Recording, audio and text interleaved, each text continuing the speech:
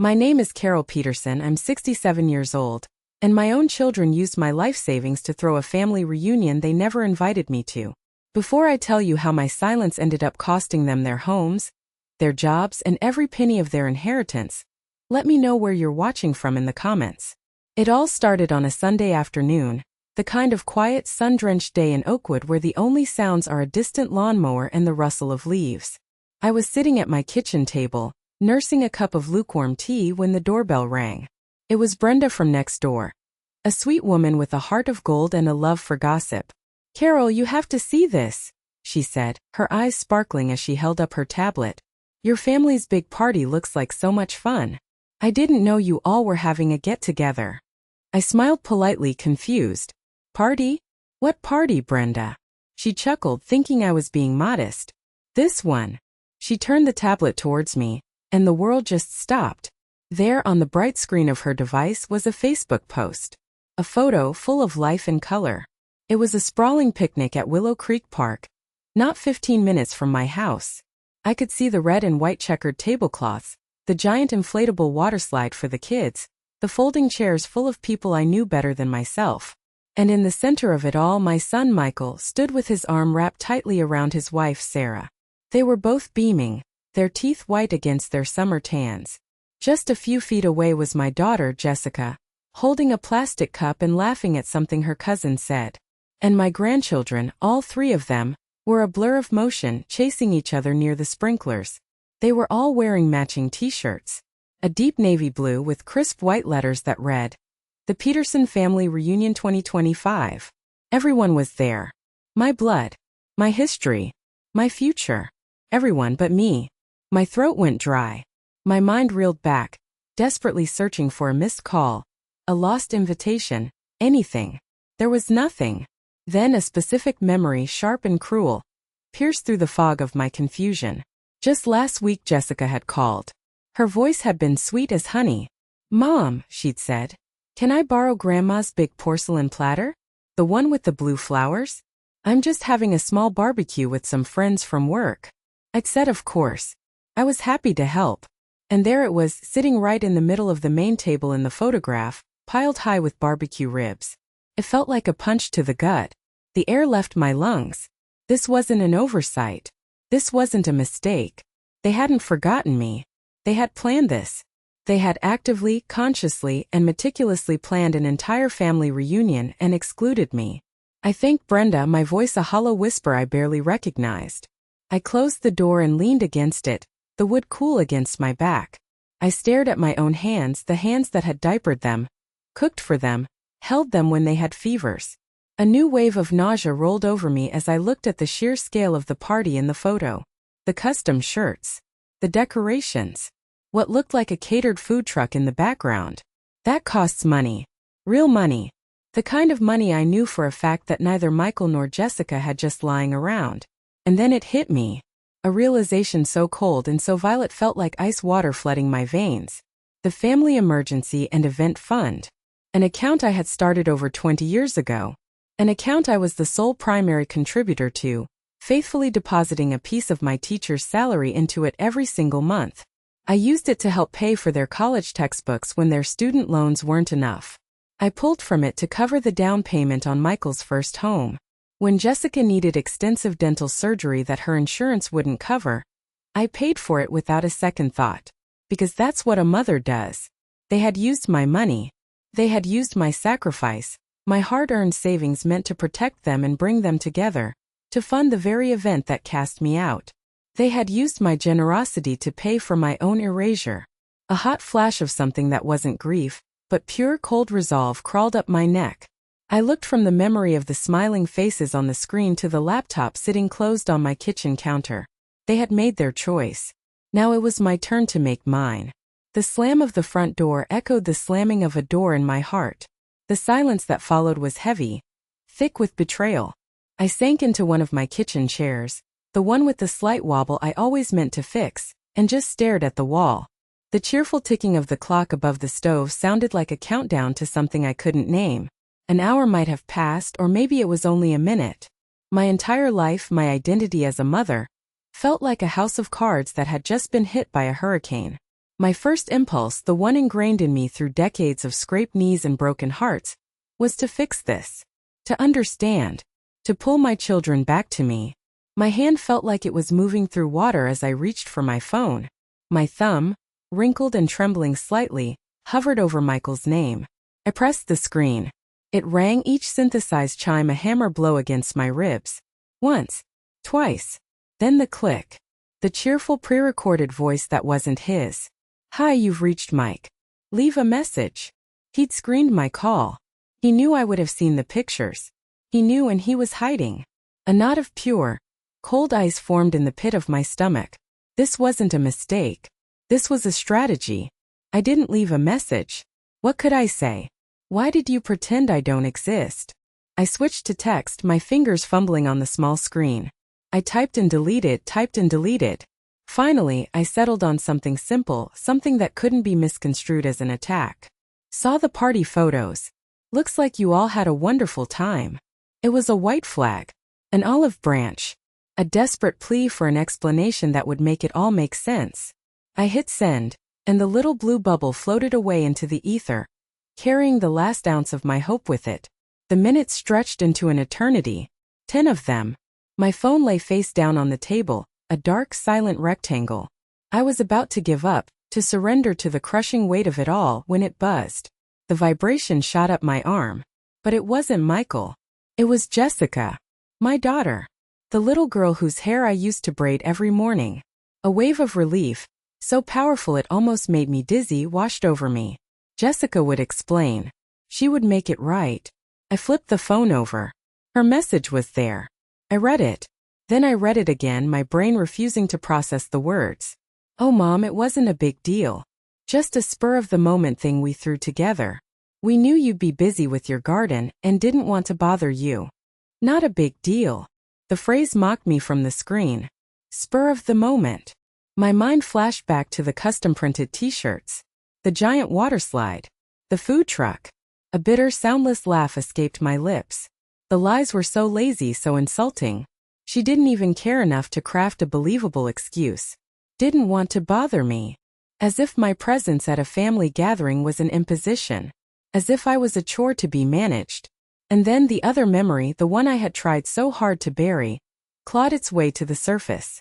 I was in Michael and Sarah's laundry room just a few weeks ago, folding a basket of tiny socks because I'd come over to babysit. I had arrived a few minutes early. The door to the living room was ajar, and I heard Sarah's voice, light and conspiratorial, as she spoke on the phone to her sister. "Honestly, a party without Mike's mom will just be easier," she'd said, followed by a tinkling laugh. "I love her, but my God, she always has to be the center of attention, telling those same old stories from 30 years ago. It'll be nice to just relax for once." I had told myself I was being sensitive. I'd told myself she was just venting. But now her words, Jessica's text, and the photo on Facebook all clicked into place, forming a hideous triptych of my own obsolescence. I wasn't just forgotten. I was a burden, an annoyance, a collection of old stories they were desperate to silence. What I didn't know then was that their disrespect wasn't just a casual oversight. It was a foundation, and they were about to learn what happens when that foundation crumbles. The grief that had been strangling me suddenly sublimated into a diamond-hard resolve. The tears that had been threatening to fall simply evaporated. I was done crying. I was done asking. I was done being the punchline to a joke I wasn't even in on. I stood up, the wobbly chair groaning in protest. I walked to the small desk in the corner of my kitchen, the one where I paid my bills and wrote my lesson plans for 40 years. I opened my laptop. The screen cast a cool blue light on my face. My hands, which had been trembling just minutes before, were now perfectly steady. I logged into my bank's website. My eyes scanned the familiar layout, past the accounts that held my meager teacher's pension and my life savings. I found the one I was looking for. Peterson Family Emergency and Event Fund. The balance was thousands of dollars lower than it had been a month ago. I didn't need a forensic accountant to tell me why. My cursor, a small white arrow, moved across the screen. It felt deliberate, powerful. It hovered over a single hyperlink. Close account. With one final satisfying click, the financial bridge I had spent decades building for them. The bridge they had just danced across to a party celebrating my absence vanished into thin air. I slept that night for 8 solid, uninterrupted hours. When I woke up, the sun was just beginning to peek over the horizon, and for the first time in what felt like a lifetime, I didn't feel the familiar, crushing weight of dread. I felt empty, but it was a clean, peaceful emptiness. The emptiness of a slate wiped clean. I made a pot of real coffee, the good stuff I saved for special occasions, and I sat on my back porch wrapped in my old chenille robe. I watched the world wake up. I listened to the bird song. I didn't touch my phone. It sat on the kitchen counter, a silent black slab. Let them wonder. Let them panic. For the first time, their chaos was not my problem to solve. I spent the entire morning in my garden. I have always found solace in the earth. I plunged my hands into the cool soil, yanking out weeds with a satisfying rip. Each weed was a small resentment, a tiny slight I had swallowed over the years. Sarah's backhanded compliments about my cooking. Michael's habit of only calling when he needed something. Jessica's casual dismissal of my advice. Out they came one by one, until my yard waste bin was full and my flower beds were pristine. It was just after 11 o'clock when the phone finally rang. I was inside washing the dirt from under my fingernails, and I saw his name flash on the screen, Michael. I let it ring. Once. Twice. On the third ring, I calmly dried my hands, took a deep breath, and answered. Hello. My voice was a placid lake. Mom. Hey. Something weird is going on, he began. His voice was tight, strained. The sound of a man whose perfectly ordered world had just hit a speed bump. I was just online trying to pay the deposit for Leo's summer camp, and the family card got declined. I let the silence hang in the air. A palpable thing. I walked over to the window and looked out at my newly manicured rose bushes. Oh. I said, my tone one of mild, detached interest. Yeah, declined, he repeated, a note of impatience creeping in. I tried it twice. It just says payment method invalid. Is there something wrong with the account? Did you get a fraud alert or something? I really need to get this paid today, the deadline is at 5. He was so predictable. No, how are you? No acknowledgement of the deafening silence between us. Just a problem he expected me to solve. No, Michael, I said, my voice as calm and cool as the glass of the windowpane against my forehead. There's nothing wrong with the account. I paused, letting him wait for it. I just thought, that it wasn't a big deal. Dead silence on the other end. I could practically hear him blinking, his brain trying to connect the dots. What? He finally managed, his voice a confused squeak. Mom, what does that have to do with anything? This is for Leo. For camp. I figured it was just a spur-of-the-moment thing, I continued, quoting his sister's pathetic excuse back to him. The words tasted like sweet, cold justice on my tongue. And I didn't want to bother you with it. The connection was made. The dam of his confusion broke, and a torrent of indignant rage poured through the phone. Mom, are you serious right now? He sputtered, his voice rising. This is because of the party? You're going to punish your grandson because your feelings got hurt? Leo will be devastated if he can't go to camp with his friends. That's incredibly selfish. Selfish. I repeated the word, tasting it. That's an interesting choice of words. Let me tell you what's selfish, Michael. It's selfish to use your mother's life savings to throw a party you deliberately excluded her from. It's selfish to lie about it. And it's incredibly selfish to only think of me when a payment is declined. I kept my voice even, devoid of the screaming rage I felt inside. A cold, surgical anger was far more effective. This isn't about Leo. This is about respect. A concept you and your sister have clearly forgotten. I suggest you find another way to pay for the camp. Before he could unleash another volley of entitled nonsense, I ended the call. The satisfying click echoed in the quiet kitchen. I had spent a lifetime absorbing his tantrums. For the first time, I had simply hung up on one. And that was just the beginning. They thought the problem was a single declined credit card. They had no idea that the very ground beneath their comfortable lives was about to fracture. Stay with me, because what happens next is when things really start to unravel. My phone remained silent for the rest of the day. Then that evening, a text from Jessica. A screenshot of our family's streaming service account. The screen was red. Payment failed. Your account is on hold. Below it, a single demanding question mark. I texted back. Looks like another spur-of-the-moment issue. I didn't wait for a reply. I put my phone on silent, plugged it into charge in my bedroom, and sat down in the living room with a book I'd been meaning to read for months. For the first time in years, I was going to have an evening that was entirely my own. They thought this was a game, a petty act of retaliation. They still didn't understand.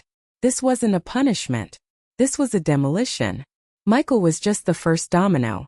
And I knew with a certainty that settled deep in my bones, the next one was about to fall. The next domino didn't just fall. It came crashing down with the force of a wrecking ball. It was Tuesday morning. I was in the middle of making a grocery list when my phone screamed to life. Jessica's face, contorted in an angry selfie she used as her contact photo, filled the screen. I let it ring until the last possible second, then answered with a placid, "Hello, Jessica. What did you do?" She shrieked, the sound so loud and distorted I had to pull the phone away from my ear. There was no greeting, no preamble. Just a raw, ragged fury. "I'm not sure what you mean," I said, my voice a deliberate, infuriating calm. I walked over to the sink and began to methodically wash the breakfast dishes. "Don't play dumb with me," she screamed. "The Netflix is down, the Hulu is down, the Disney Plus is down. The kids are having a meltdown. And Michael told me what you said to him. Are you seriously punishing us over a stupid party? What is wrong with you? This is the most childish, petty, vindictive thing I have ever seen." I let her go on. The stream of insults washed over me. I was selfish. I was a narcissist. I was trying to control them with money. I was ruining things for my own grandchildren. It was a masterclass in deflection. Not once did she say, "Mom, I'm sorry we hurt you." Not once did she acknowledge the source of the conflict. It was all about how my reaction was making her life difficult. She was the victim here, not me. When she finally paused, gasping for breath, I spoke into the silence. "Are you finished?" I asked, my voice dangerously quiet. "No, I'm not finished," she shot back, her voice cracking with rage. "You're our mother. You're supposed to be there for us. You're supposed to help us, not cut us off because you didn't get a damn invitation." "An invitation to a family reunion, Jessica," I corrected her gently. "A family reunion paid for with money I earned teaching summer school for 20 years while you and your brother were at camp. Money that was supposed to be for a real emergency, like a job loss or a medical bill. Not for custom-printed t-shirts that celebrated my own exclusion." "Oh, for God's sake, get over it," she snapped, her voice dripping with derision. It wasn't personal. The sheer audacity of that statement finally broke through my calm. "That's the entire problem, Jessica," I said, my voice dropping, each word a shard of ice. "To you, I'm not personal anymore. I'm a line item in your budget. I'm a convenience. A utility you tap into whenever you need something. Well, consider this a service disconnection notice. The utility company is officially and permanently closed for business." I didn't wait for her sputtering reply. I pressed the red button on the screen and ended the call. The silence that filled my kitchen was a blessed relief. But I was shaking. The confrontation had left a bitter metallic taste in my mouth. I grabbed my purse and car keys. I had to get out of the house. The grocery store was my sanctuary. The one place I could wander anonymously and calm my nerves. But the universe had other plans. As I pushed my cart down the dairy aisle, debating between organic milk and regular, I saw her. Sarah, my daughter-in-law. She was standing at the other end of the aisle, holding a carton of yogurt, talking on her phone. Our eyes met over the refrigerated cases of cheese. I saw the flicker of recognition, followed instantly by a wave of pure panic. She knew. Of course she knew. Michael would have told her everything. This was her moment. A moment for a simple nod. A sheepish smile. A walk down the aisle to say, "Carol, I am so sorry." Anything. Instead, she did something so calculatedly cruel it felt like a physical blow. Her eyes, which had been locked with mine, went blank. She turned her body a full 90 degrees, presenting me with her shoulder, and suddenly became fascinated by the expiration date on her yogurt carton. She tilted her head, laughed into her phone, and deliberately, pointedly ignored my existence. In the bright fluorescent lighting of a public grocery store, surrounded by strangers, my son's wife pretended I was invisible. The humiliation was a hot flush that crawled up my neck. It was one thing to be excluded from a party. It was another to be publicly shunned like a pariah. I felt the eyes of other shoppers on me. I abandoned my cart, the half-gallon of milk sweating in the basket. I turned my back ramrod straight and walked out of the store, not letting the tears fall until the automatic doors hissed shut behind me. As I sat in my car, the engine off, the full scope of their cruelty washed over me. This wasn't just about a party anymore. This was about my very existence in their lives. They wanted me to be invisible? Fine. But they were about to discover just how visible my support had been. The streaming services and the family fun were just the surface. My name was on things they had long forgotten about. The phone plan. The car insurance. The co-signed loan for Michael's second car. I started the engine, my hands steady on the wheel. It was time to go home. It was time to pull out my files. It was time to start the real demolition. I wasn't just closing an account anymore. I was erasing myself from their lives, just as they had erased me from theirs. That night I didn't sleep. The public humiliation at the grocery store played on a loop in my mind. But as the hours ticked by, the hurt began to curdle into something else. A cold, hard resolve. I had spent my life building a table for my family, only to be told there was no seat for me. Fine. I would build a new table. And this time I would be the only one sending the invitations.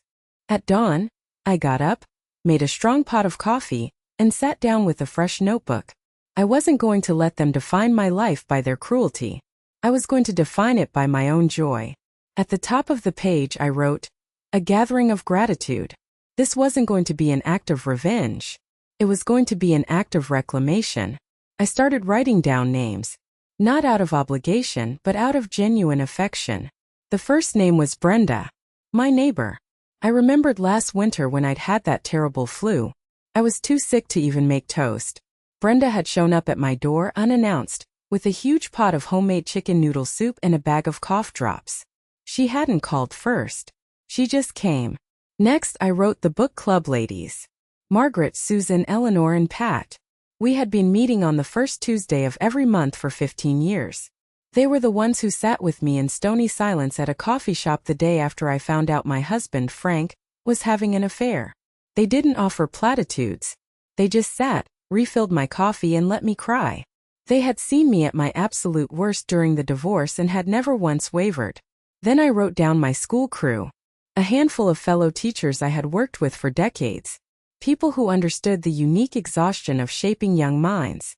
I remembered one year, a particularly difficult year with a challenging class, when my colleague Jim had left a single red rose and a bar of dark chocolate on my desk with a note that just said, "You've got this." I smiled as I wrote the next name, David Chun. He had been a shy, artistic boy in my 10th grade English class. I saw a spark in him that no one else did and encouraged him to enter a citywide writing contest. He won. He was now a successful graphic designer in Chicago, but every single Christmas, without fail, a card would arrive with a long handwritten letter inside. The last one had ended with, "You taught me that my voice mattered. I will never forget that." The list grew. People who had shown me small kindnesses. People who remembered my birthday. People who asked about my life and actually listened to the answer. As I wrote, a profound sense of warmth spread through me. My life wasn't empty.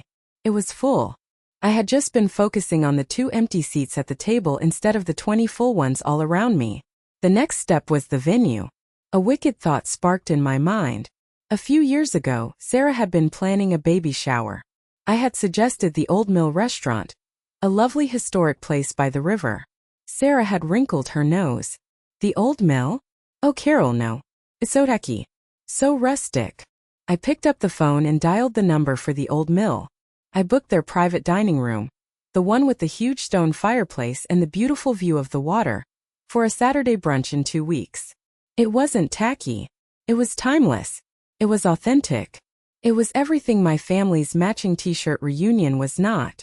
Then came the invitations. I didn't send an email or a text. I went to a proper stationery store and picked out a thick, creamy cardstock. In a beautiful gold script, the invitations read, "You are invited to a gathering of gratitude, hosted by Carol Peterson. A celebration of friendship, kindness, and the family we build for ourselves. I addressed each one by hand. The next 2 weeks were a joyful whirlwind. I planned a menu of comfort food. I put together small gift bags with jars of my homemade jam and handwritten notes for each guest, recalling a specific memory. Brenda, thank you for the soup that healed more than just my cold. Margaret, thank you for the silence that spoke volumes. The process was more therapeutic than any counseling session could ever be. It was a tangible accounting of the love that already existed in my life. I didn't hear a word from Michael or Jessica. Their silence was a void. But my life was now filled with the hum of happy activity. I was no longer a mother waiting by the phone. I was a woman building her own table, sanding the wood, painting it a bright, cheerful color, and getting ready to host a feast for the people who truly deserved a seat. The day of my party arrived, a perfect, crisp autumn Saturday. The kind of day where the air smells like wood smoke and fallen leaves. When I walked into the private room at the old mill, I had to stop and catch my breath. The staff had outdone themselves. A fire was roaring in the massive stone fireplace. The long wooden tables were set with simple white linens and small bouquets of wildflowers. Sunlight streamed through the tall windows, making the dust motes dance in the air. The room felt warm, alive, and welcoming. My guests began to arrive, and the room filled with the most beautiful sound in the world. Genuine, happy laughter. Brenda came in, holding a ridiculously large pumpkin. My book club ladies descended in a flurry of hugs and scarves. My old colleagues from school arrived, and soon the room was buzzing with stories and jokes. There was no tension, no obligation, just the easy comfort of people who genuinely enjoy each other's company. We sat down to a brunch of fried chicken, fluffy biscuits, creamy grits, and fresh fruit. The conversation was effortless. We talked about everything and nothing. Books we were reading, trips we were planning, the hilarious antics of pets and grandchildren. I looked around the room at the animated faces, the smiling eyes, and felt a wave of such profound gratitude it almost knocked me over. This was family. This was real. Halfway through the meal, Margaret, my rock during my divorce, tapped her glass with a spoon. The room quieted down. She stood up, her small frame radiating strength. "I'd like to make a toast," she said, her voice clear and strong. "To our dear friend, Carol." She looked directly at me, her eyes shining. I have known this woman for 20 years. I have seen her face challenges that would have broken most people.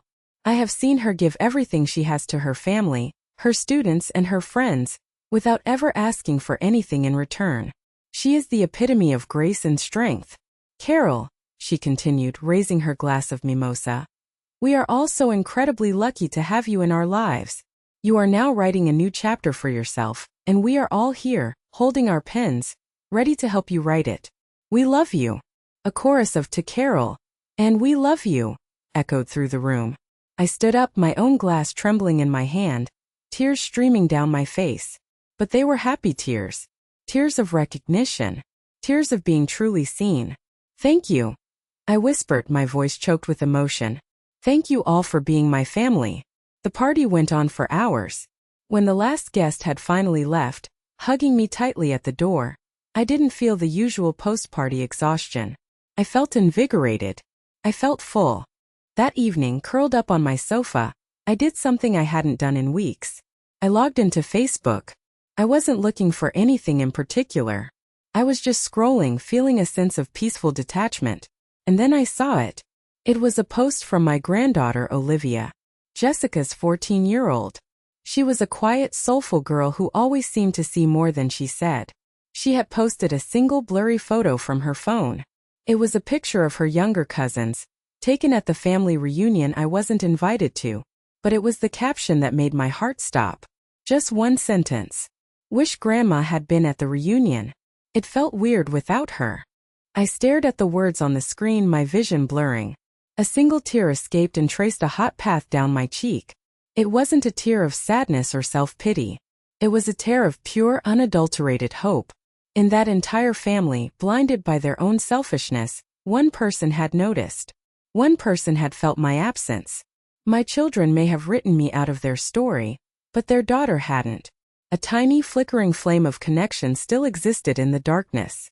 And in that moment I knew I would do whatever it took to protect that flame. Not by fighting with her parents, but by making sure that little girl always had a lighthouse to guide her back to shore.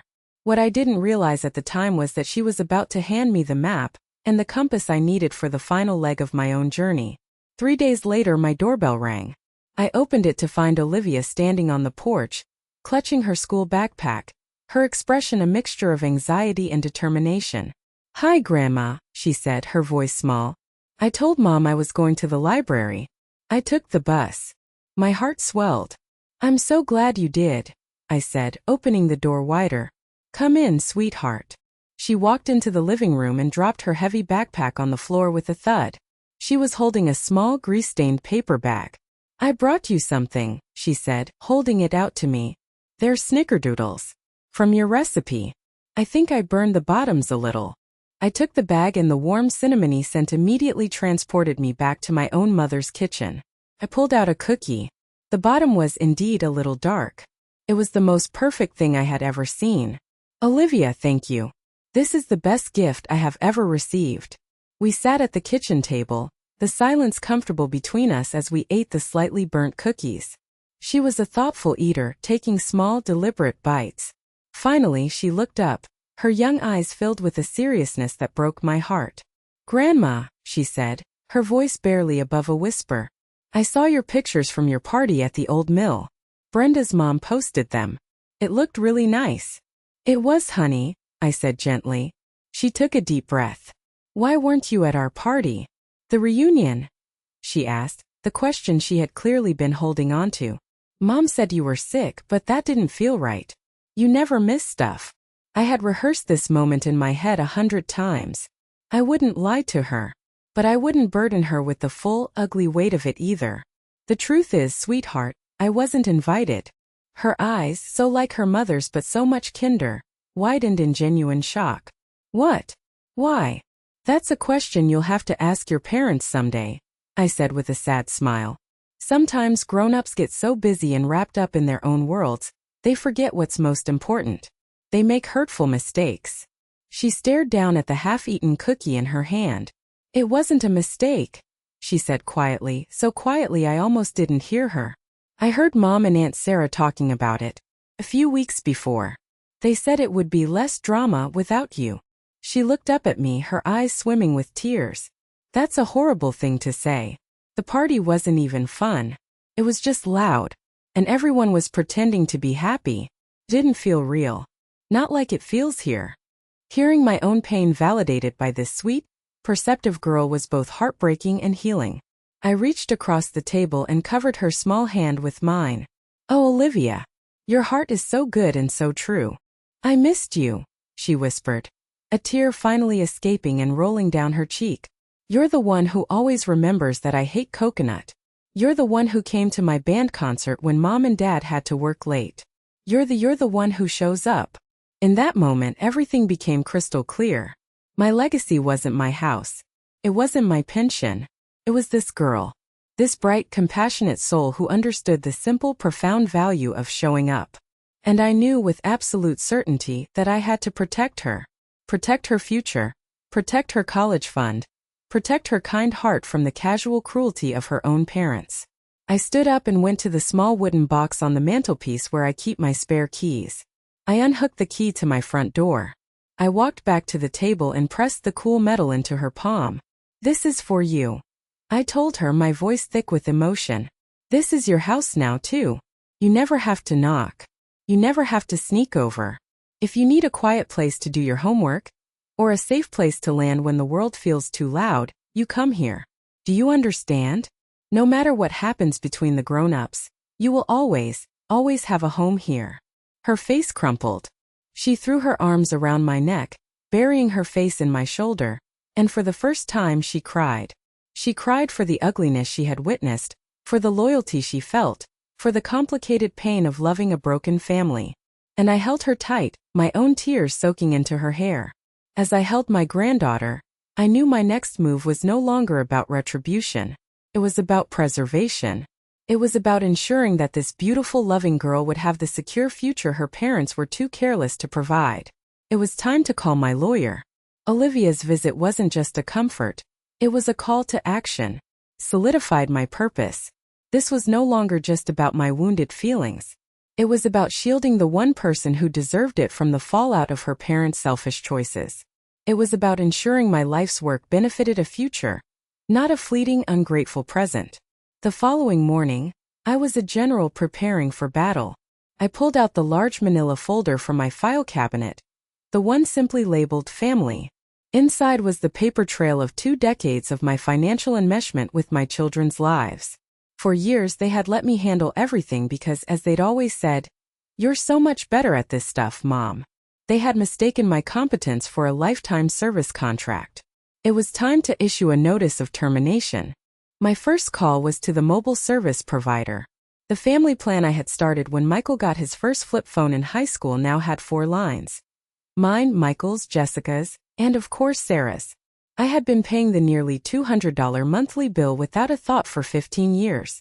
I was put on hold, listening to terrible synth pop, before a cheerful young man named Kevin answered.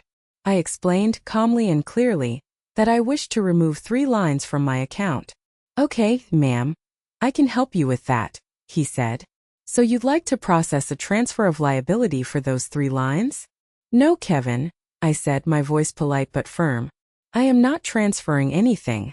I am simply canceling the service for those 3 numbers as they pertain to my account. I am downsizing to a single-line plan." There was a pause as he processed this.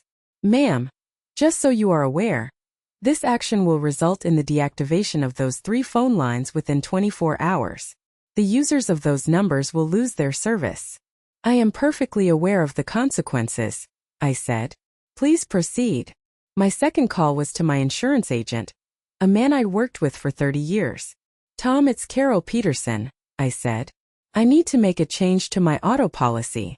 I instructed him to remove Michael's SUV and Jessica's minivan, along with both of them as drivers, from my policy. I had kept them on for the multi-car discount long after they should have gotten their own insurance, saving them hundreds of dollars a year. "Carol, are you sure?" Tom asked, his voice laced with concern. "Their rates are going to skyrocket. Michael especially with that big SUV." "I'm sure, Tom," I said, cutting him off gently. "It's long overdue." Then I sat down at my laptop, the battlefield of the modern age. One by one, I logged into the ecosystem of subscriptions and services that made their lives run smoothly, all of which were linked to my credit card. The roadside assistance premier plan I'd renewed every year since they'd started driving. Cancel subscription. The grocery delivery service that Sarah used, which I knew for a fact brought her expensive organic produce and pre-made meals 3 times a week. Remove payment method. The monthly subscription box of artisanal coffee beans that Michael was so proud of. Cancel membership. The meal kit delivery service that Jessica relied on because she was too busy to cook. End plan. Click, click, click. Each click was a snip of a thread in the vast, invisible safety net I had woven around them. They had mistaken the net for the ground. They had danced on it, celebrated on it, and never once looked down to see who was holding it up. They were about to learn just how far the fall was. They thought the crisis was a loss of streaming privileges. They had no idea that their phones were about to go dark, their cars were about to be uninsured, and their gourmet coffee was about to stop arriving. And I still wasn't finished. There was one last monumental thread to cut. The one they had always considered their birthright. The one that connected their future to my entire life's work. It was time to rewrite the ending of my story, and in doing so rewrite the entirety of theirs. My inheritance was no longer a guarantee. It was about to become a ghost. My appointment with Mr. Davies, my lawyer, was for Thursday.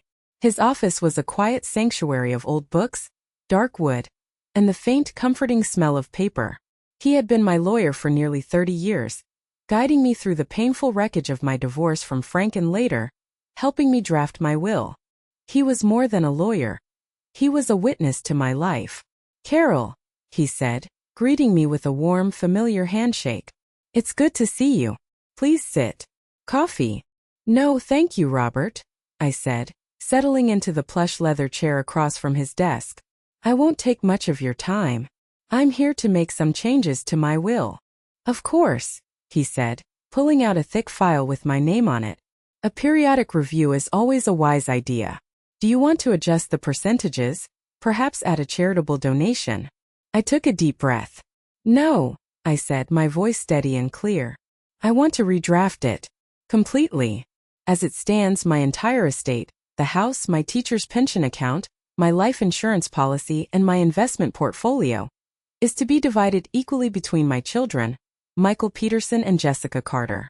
That's correct, he confirmed, peering at the document. I want to remove Michael and Jessica as beneficiaries, I stated. Mr. Davies froze, his hand hovering over the file. He slowly looked up at me, his sharp, intelligent eyes searching my face. His professional demeanor slipped, replaced by genuine concern.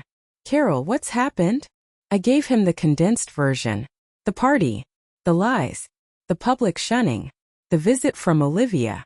I didn't embellish or get overly emotional. I just laid out the facts, a cold, hard chain of events. He listened patiently, his hands folded on his desk. When I finished, he was silent for a long moment.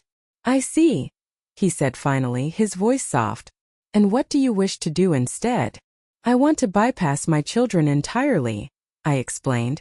I want to place my entire estate into a revocable living trust. The sole beneficiary of that trust will be my granddaughter, Olivia Carter. He picked up a pen and began to make notes on a fresh legal pad. All right. And what are the terms for the distribution? At what age would she gain control? The trust will be managed by a neutral third-party executor, not a family member, I specified.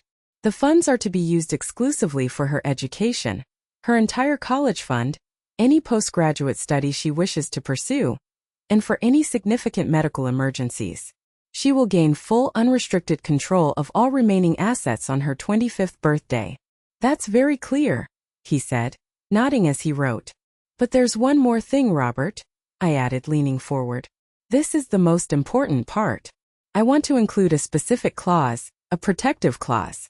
The executor will have the full legal discretion to withhold or restrict funds if they determine that Olivia's parents are attempting to unduly influence her, coerce her, or financially manipulate her for their own gain. If they try to get their hands on her inheritance, the executor can shut them down. Mr. Davies put his pen down and looked at me, his expression grave. Carol, this is more than just an amendment. This is a disinheritance. It is a decision that will have permanent, far-reaching consequences. It will create a wound in your family that may never heal. Before I draft this, I have to ask you, as your counsel and your friend, are you absolutely 100% certain this is what you want? I looked out his office window at the bustling street below. I thought of my children's smiling faces in that photograph, a celebration of a family I was no longer a part of. I thought of Sarah's cold shoulder in the grocery store. I thought of their rage and their accusations. Then I pictured Olivia's earnest face, the slightly burnt cookie held in her hand, the weight of the key in her palm. The choice was not even a choice. Robert, I said, turning back to meet his gaze, my own voice filled with a certainty that was as solid as the oak desk between us. My children created this wound, not me. They amputated me from the family. I am simply refusing to continue funding their lifestyle in my absence and after my death. This isn't about revenge. It is about stewardship. It is about making sure that the fruits of my entire life's work, every penny I saved from every salary check, go to the one person who has demonstrated the character to deserve them. Draft the documents. He held my gaze for another moment, then nodded slowly. Very well, he said, a note of respect in his voice. Let's get to work. I walked out of his office an hour later, the city air feeling crisp and clean in my lungs. I had done it. I had protected my legacy. I had protected my granddaughter. My children had wanted me to disappear. I had just signed the papers that would make their financial future disappear instead. The next few days were quiet, eerily so. I knew it was the calm before the inevitable hurricane. The threads I had snipped were beginning to unravel in their lives, and it was only a matter of time before they traced them back to me. The first gust of wind arrived not as a phone call, but as an email from Michael on a Saturday morning. The subject line was a frantic, all-caps declaration. Urgent, we need to talk about the insurance. I poured myself another cup of coffee before I even opened it. The email was a long, rambling tirade of panic and accusation. His phone had been shut off without warning on Friday, right in the middle of an important call with a client, which was, of course, deeply embarrassing and unprofessional. He'd only discovered his car insurance had been canceled when he received a certified letter from the DMV with a hefty fine for having a lapse in coverage. He'd had to take out a high-interest personal loan to pay for Leo's camp, and his father-in-law was now looking at him differently. He demanded an immediate explanation. He accused me of actively trying to ruin his life and his career. But it was the last paragraph that truly showcased his breathtaking arrogance. And Olivia mentioned something about you setting up some kind of special college fund for her when I spoke with her last night. What in the world are you thinking, Mom? Are you trying to bribe my niece? To turn her against her own mother? This little game of yours has gone too far. You need to call me immediately to fix this. I read the email twice. The sheer, unadulterated entitlement of it was a thing to behold. He wasn't sorry. He wasn't curious about my feelings. He was furious that his safety nets had been removed and that I was showing affection to his niece. I highlighted the entire email, from the frantic subject line to the last demanding sentence, and pressed the delete key. It vanished. I felt nothing. Jessica, ever the dramatist, took to Facebook. She didn't name me, of course. She was more subtle. She posted a photo of a willow tree with the caption, "Sometimes the branches you trusted the most are the first to break in a storm." A few days later, another one. "Be careful who you push away. Not everyone is meant to come back." Her friends, none of whom knew the real story, flooded her comments with heart emojis and messages of, "Thinking of you," and "Stay strong, Mama." She was curating a narrative of herself as a long-suffering daughter, and me as the unstable, vindictive matriarch. It was a lie, but it was a lie that protected her from having to face her own cruelty. The most shocking event of the week came on Friday evening. My phone rang, displaying an unknown number. I almost ignored it, but on a whim I answered. "Hello." There was a hesitant pause. "Carol." The voice was gravelly, hesitant, but instantly recognizable. It was Frank, my ex-husband. We hadn't spoken in nearly 5 years, not since my father's funeral. I was so stunned I couldn't speak for a moment. "Frank," I finally said, my voice flat, betraying nothing. "Listen, Carol. I hope I'm not overstepping," he stammered. "My wife, she plays bridge with Sarah's mother. And well, word gets around. I heard about the reunion. And I heard about the fallout." I waited, saying nothing, offering him no quarter. I wanted to call and say I'm sorry," he finally choked out. "What the kids did, it was wrong. Completely wrong. After everything you did, everything you sacrificed to give them a good life, especially after I left, you didn't deserve that. Not for a second."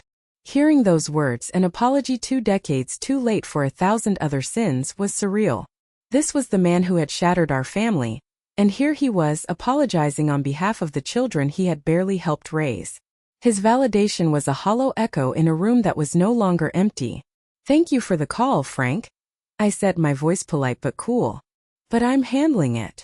Is there anything I can do?" he offered. "I can talk to them, knock some sense into them." A small, humorless smile touched my lips. "Some doors, Frank, once they're closed, don't open again," I said, a wave of finality washing over me. "But I do wish you peace." I ended the call. I had spent so much of my life waiting for apologies that never came, for recognition that was never offered. Now, in the twilight of my life, they were trickling in, but it was too late. The person they were apologizing to no longer existed. She had been replaced by a woman who understood that the only validation that mattered was her own. The echoes of my old life were fading, and the silence they had created was now a comfortable, peaceful space that was entirely mine. The seasons turned. The fiery anger of autumn gave way to the quiet introspection of winter, which in turn melted into the hopeful green of spring. The silence from my children became a permanent state of being. The angry emails and passive-aggressive posts stopped. We were, for all intents and purposes, estranged. And I discovered something remarkable. My life was better. It was calmer. It was my own. My days found a new gentle rhythm. I volunteered 3 mornings a week at the local library, the smell of old books and the quiet whispers of patrons a soothing balm. I joined a pottery class and found a surprising joy in taking a lump of clay and shaping it into something new and beautiful with my own hands. My garden thrived under my renewed attention. My world, which I had feared would shrink, had actually expanded. My friendship with Brenda deepened into a true sisterhood. My book club became my council of wise women. My friendships with my old colleagues were rekindled over long lunches. My life was rich and full, populated by people who chose to be there, people who gave as much as they took. And then there was Olivia. She was the steady, bright star in my new constellation. She used her key at least twice a week. Sometimes she would come over just to sit in the quiet of my living room and do her homework. Other times we would embark on projects, baking complicated cakes, learning to knit, or spending a whole Saturday weeding and planting in the garden. We talked about everything: her friends, her classes, the boy she had a crush on, her dreams for the future. I never brought up her parents, and neither did she. We didn't have to. Our time together was a sanctuary, a space free from the weight of their mistakes. I was watching her grow into a remarkable young woman, and the pride I felt was a fierce, protective thing. One beautiful evening in late spring, as the scent of honeysuckle hung heavy in the air, I decided to host another gathering. Not a formal party, just a casual barbecue in my backyard. I strung white lights in the branches of the old oak tree, turning my yard into a fairy wonderland. I fired up the grill and put on a playlist of my favorite old Motown songs. My friends arrived, my chosen family. They came bearing side dishes and bottles of wine, their laughter filling the evening air. Brenda brought her famous 7-layer dip. Margaret brought a potato salad that was divine. David, my former student, came with his partner, and they brought a stunning, elaborate dessert. Olivia was by my side the whole time, my second in command. She helped me flip burgers, she made sure everyone's glass was full, and she charmed my friends with her quiet intelligence and dry wit. She fit. She belonged. As dusk settled, painting the sky in shades of lavender and rose, I stepped back for a moment, a glass of iced tea in my hand, and just watched. I watched my friends gathered around the patio table, their faces illuminated by the soft glow of the string lights. I watched Olivia laughing at one of Jim's terrible jokes. I listened to the easy, flowing conversation, the gentle clinking of glasses, the soulful music of the Temptations drifting from the speaker. My heart felt so full, so content, I thought it might spill over. There were no ghosts at this table. No one asked where Michael and Jessica were. No one mentioned the past, because everyone here was part of my present and my future. Later, as Olivia was helping me carry the empty platters inside, she stopped and gave me a spontaneous, fierce hug. "This was the best party ever, Grandma," she whispered into my shoulder. "I think so too, sweetheart," I said, holding her tight. I looked around my little backyard, at the twinkling lights and the comfortable mess of a happy gathering. My children had tried to cast me out into the darkness. They had tried to erase me, but they had failed. They had mistaken my role as a mother for the entirety of my identity. They never imagined that I could build a whole new world without them in it. A world filled with light and laughter and genuine love. They say blood is thicker than water. But I am here to tell you that respect is the bond that truly holds us together. Kindness is the glue that mends our broken pieces. You should never ever have to fight for a seat at a table where you are not celebrated. Sometimes the most powerful and life-affirming thing you can do is to walk away, pick up a hammer and some nails, and build a brand new beautiful table for yourself, right in the middle of a garden of your own making. Thank you all so much for listening to my story. It wasn't easy to share, but I felt it was important. I have a question for you all. Have you ever had to make the difficult decision to walk away from a toxic family situation to protect your own peace? Please, share your experiences in the comments below. Your story might be the one that gives someone else the strength they need. And if my story resonated with you, please give this video a like, and subscribe to the channel for more stories about finding your voice and reclaiming your power.